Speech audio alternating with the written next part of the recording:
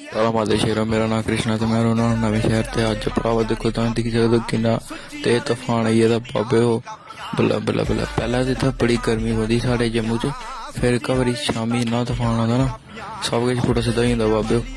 देखो तुस दिक्खी सकदे हो इन्ना तेज आए दा ऐ बल्ला बल्ला बल्ला बल्ला। इत्थै ते म्हौल ही खराब ऐ।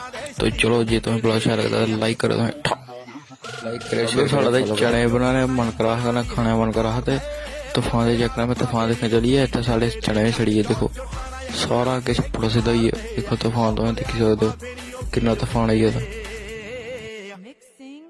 कन्नै सड़ी ते कहना पर यार तुसें सड़दा थोड़ी ऐ खाने ते है। लाइक करो ऐप वाह वाह। देखो साढ़ा दरवाजा भी अपने आप ही लिया देखो जादू। भरावा दरवाजा असें हुण बंद कीता, पैह्ले खुल्ला है। देखो गंद किन्ना आई अंदर बल्ला बल्ला। ते हुण असें चलने आं बाहर दिक्खन लगा बरखा पवा दी। तूफान ते थोह्ड़ा ठंडा ही है। टिंग टिंग टिंग। देखो बाबे 5 बजे दे न न्हेरा दिक्खी सकदे हो तुसें। ते तुस लाइक करेओ फॉलो करेओ बाय बाय।